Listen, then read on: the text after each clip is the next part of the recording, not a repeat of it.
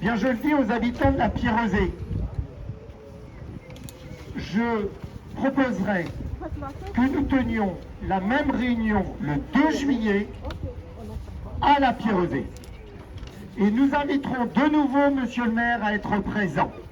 Parce que face à la direction régionale de la Poste, nous avons, je lui dis, nous avons besoin de vous, Monsieur le maire, nous avons besoin que vous preniez des positions et que vous nous souteniez. Je sais qu'il a déjà, nous savons qu'il a déjà rencontré la Poste. Nous avons demandé à la Poste de clarifier ses positions. Nous attendons toujours, mais nous avons besoin du rassemblement de tout le monde. Et c'est pour ça que je suis content que Pascal Leroy, collaborateur parlementaire de Laurence Dumont, soit venu aujourd'hui. J'ai eu Laurence personnellement au téléphone. Salia l'a eu aussi. Elle ne peut malheureusement pas être là. Et donc, elle est représentée. Donc, je vous invite les uns et les autres à faire ce travail de conviction en direction de l'équipe municipale pour qu'ils prennent position en notre faveur sur les 3 bureaux de poste qui se retrouvent aujourd'hui menacés. Votre présence est une victoire, mais déjà votre engagement en a permis d'autres. Et c'est pas à pas que nous allons pouvoir obtenir le résultat que nous voulons. Ne désespérez pas. La semaine dernière, nous étions à la Pierrezée. Et une dame qui traversait la place Champlain s'est arrêtée, elle habitait Troarn. Et les gens discutaient, comme tout à l'heure, j'ai parlé avec des personnes qui disaient, mais est-ce qu'on va y arriver? Cette dame habite Troarn. Ils ont eu les mêmes problèmes, les mêmes difficultés, les mêmes craintes, la même menace. Ils se sont mobilisés, ils se sont rassemblés. Aujourd'hui, il y a toujours un bureau de poste à Troarn. Alors je vous le dis, ça ne sera pas facile parce qu'au niveau national, il y a 3 ou 4 000 bureaux qui doivent être supprimés. Tout dépendra de notre mobilisation. Mais c'est une première victoire que d'être là. C'est une autre victoire que d'avoir été reçu 2 fois par la direction régionale avec Salia. Grâce à la mobilisation de l'intersyndical que je remercie encore, nous avons pu les rencontrer le 18 mai. Nous les avons aussi rencontrés le 21 mai. Vous y étiez. Et vous pouvez attester qu'on a posé la question des menaces qui existent sur le Calvaire et la folie couvre-chef dans un premier temps. Et que les réponses qui nous ont été données, qui nous ont été confirmées le 21 mai, c'est que même celui de la Pierrezée était engagé. Il va y avoir dans les semaines qui viennent des négociations autour d'un nouveau plan départemental de la présence postale. C'est une négociation entre l'État, les collectivités locales et la Poste. Et à partir de là, va se construire le nouveau maillage départemental de la présence postale. Et évidemment, à Troarn, ils étaient nombreux. Si à Coursol, si à Cabourg-Divulgat, il y a 3 postes, ils prétendent en laisser une seule. Si évidemment ils sont très nombreux, ils privilégieront le maintien de ces bureaux de poste-là. Donc c'est à nous de nous mobiliser au maximum. Au maximum. La deuxième victoire, c'est donc d'avoir été entendu parce que dans les premiers courriers sont partis début février. Dans les premiers courriers, ils ne nous répondaient pas. Il a fallu les relancer, il a fallu les presser à travers vos pétitions, vos coupons-réponses pour qu'ils nous reçoivent. C'était une deuxième petite victoire. Et puis enfin, je vais vous dire qu'on doit quand même aller dans la bonne direction puisque jeudi dernier, par sommation d'huissier, la Poste nous menace de poursuites judiciaires au prétexte que nous aurions sur les affichages utilisé en haut à gauche le petit logo. Donc on est sous le coup des menaces judiciaires, c'est pour ça que Salia en tant que juriste va avoir du boulot. Mais je le dis ici et sans doute ont-ils des oreilles qui se tendent. Rien ne nous empêchera de continuer et personne ne nous fera baisser les yeux. Personne ne nous fera baisser les yeux, quelles que soient les contraintes judiciaires et les contraintes financières. Ce ne sont pas des groupes publics à consonance privée, comme ils voudraient le devenir, je parle de la direction régionale, qui vont faire baisser les yeux des élus. Ça n'existe pas. Donc, ils voulaient qu'on retire les affiches placardées, non seulement on ne les a pas retirés, mais pour le 2 juillet, auquel je vous invite à la Pierrezée en présence de monsieur le maire, en tout cas, nous l'inviterons de nouveau, je vous invite à venir nombreux et nous placarderons les affiches. Parce que la poste, c'est un service public, ça nous appartient, ça n'appartient pas à la direction nationale. Depuis des siècles, ça appartient au service, c'est un service public, ça existait déjà sous Louis XI, ça a continué sous la République et ça continuera ainsi parce que c'est une manière pour nous de construire notre vivre ensemble. Pourquoi? Parce que la poste, elle a plusieurs vertus. Elle a d'abord une première vertu que vous connaissez tous, c'est qu'elle répond aux besoins des plus modestes, des personnes fragiles, des personnes âgées. La moitié des clients, des 11 millions de clients de la Poste, ce sont des gens qui touchent des allocations. Et la mission du service public de la Poste, c'est d'avoir l'obligation d'ouvrir un compte bancaire à n'importe qui. Vous savez que si vous allez par exemple au Crédit Lyonnais, s'ils considèrent que vous n'êtes pas assez rentable, ils n'ont pas l'obligation de vous ouvrir un compte courant. La mission du service public de la Poste, c'est quand une personne, quel qu'il soit, demande l'ouverture d'un compte, on lui ouvre un compte. Parce que la Poste ne doit pas courir après la rentabilité et la profitabilité, elle doit courir après ce qu'on appelle des usagers. Voilà. Et pas des clients. Pas des clients. Donc non seulement elle rend des services, et vous voyez, vous connaissez vos agents, ce sont des gens disponibles, qui prennent du temps, qui accompagnent les personnes. L'autre jour, il y avait une personne, c'était le début du mois, elle retirait quelques centaines d'euros et elle s'était trompée. Et le monsieur de la Poste, il disait, mais non, madame Guillet, c'est pas 400 euros que vous prenez chaque début du mois, c'est 250. Elle a pris, elle n'a pas posé de questions. Voilà, c'est ça le service public, l'accompagnement. Voilà. Et ça, on en a besoin.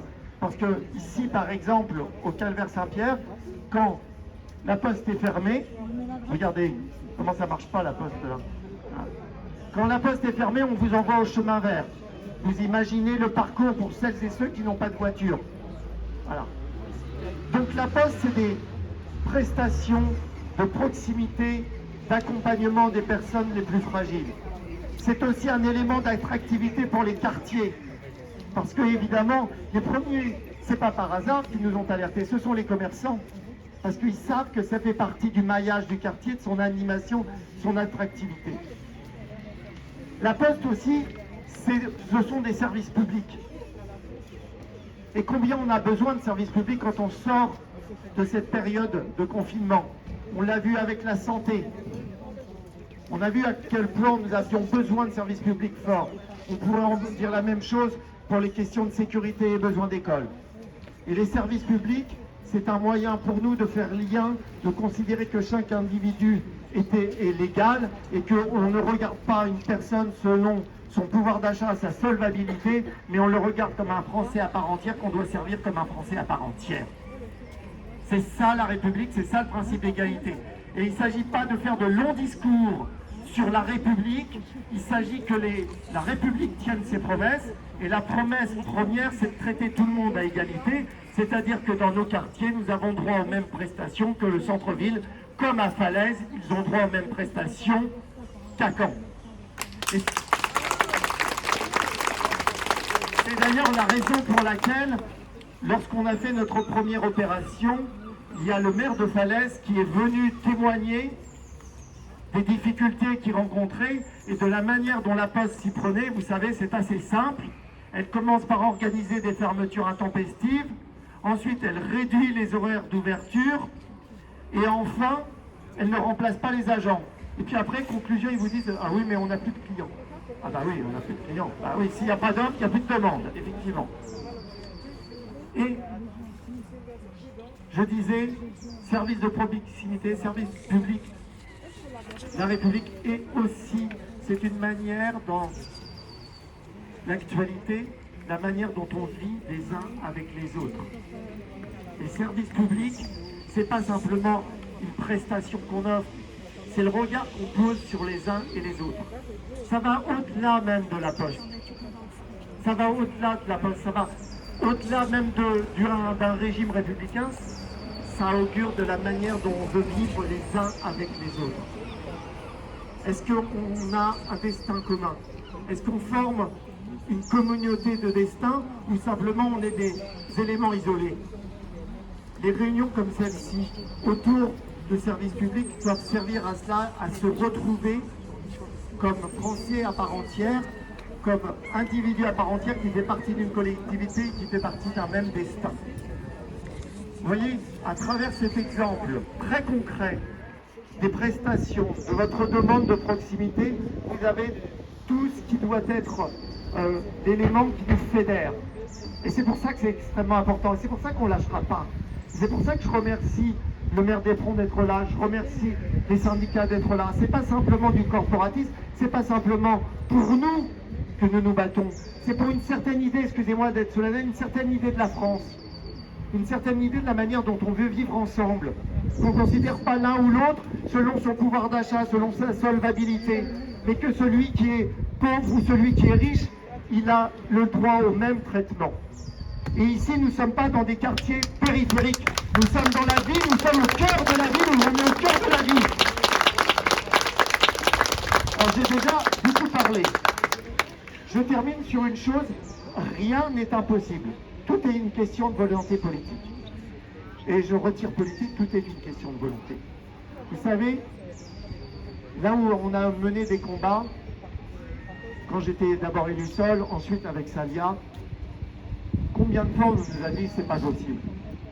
Au tout début, les anciens pourront peut-être s'en souvenir, on avait eu le problème, vous savez, on avait installé le tram et puis on avait retiré les lignes de proximité. Ce qui fait que les gens, pour se rendre en centre-ville, mettaient plus de temps avant qu'après.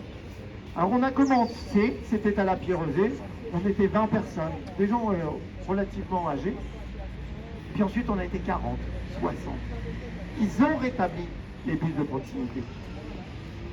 Deuxième exemple, c'était avec Salia, toujours à la Pierrezée, excusez-moi de concentrer la Pierrezée, mais les gens de la Pierrezée disent que je suis trop au Calvaire Saint-Pierre, alors on va aller s'occuper de la Pierrezée. On avait un problème dans les logements sociaux d'infestation de cafards. Qu'est-ce qu'on nous a pas dit? Que les gens étaient sales, etc., etc. On a remué ciel et terre, la télévision est venue. On ne peut pas dire que quand la maire Habitat nous ait beaucoup appréciés, mais en tout cas, depuis, régulièrement, il y a des campagnes de désinfestation des cafards et aujourd'hui, en tout cas pour l'instant, le problème est résolu. Question de volonté. Troisième exemple, ici au Calvaire Saint-Pierre, je veux dire quand même. On a eu quelques problèmes de, allez, disons-le, d'insécurité. On m'avait dit, c'est pas possible, ce sont des mineurs, on ne peut rien faire. C'est pas nous qui avons réussi avec Salia, c'est vous. Parce que quand on faisait les réunions, vous étiez 100, 150. Alors là, du coup, monsieur le maire, le directeur de la police, ils se sont sentis obligés de venir. Donc je vous félicite, et je fais une petite digression, je vous félicite deux fois. Je vous félicite parce que vous étiez extrêmement mobilisés. Et je vous félicite une seconde fois parce que vous étiez hyper responsable. Il n'y a pas eu de dérive sur les mots. Les gens ont traité le problème parce qu'il devait être traité. Il faut effectivement de la répression. Et on finissait toujours par se dire ensemble que l'éducation, la prévention était indispensable. Et moi, je félicite les gens du Calvaire Saint-Pierre d'avoir cette teneur, cette tenue, cette éducation républicaine. Il faut traiter les problèmes, il faut avoir à l'esprit les causes, mais en tout cas, à travers ces trois exemples, vous avez la démonstration que la volonté politique peut permettre de renverser les situations. Ça sera la même chose avec la Poste. Ça dépendra de nous. Ça dépendra de notre mobilisation, ça dépendra de notre action, et c'est pour ça que cette réunion n'est qu'un début, que le 2 juillet, nous irons à la Pierrezée et nous inviterons le maire de Caen, l'équipe municipale à nous rejoindre, et que ensemble, nous arriverons à faire ce que nous demandons, c'est-à-dire que les quartiers du nord de Caen soient traités de la même manière que le centre-ville, que nos quartiers puissent bénéficier de services publics de proximité pour que nous continuions à vivre heureux là où nous avons choisi de vivre, parce que je sais que les gens aiment leur quartier, aiment leur place de marché, la place Champlain, la rue des boutiques, et on a besoin de tout le monde pour mobiliser les énergies et pour maintenir cette qualité de vie. J'ai déjà trop parlé, je vais donner la parole à Pascal Leroy, peut-être aussi à l'intersyndicale et au maire d'Éperon, en tout cas l'intersyndicale et à Pascal Leroy qui vont exprimer et j'espère confirmer les propos que je vais tenir et nous permettre une mobilisation accrue.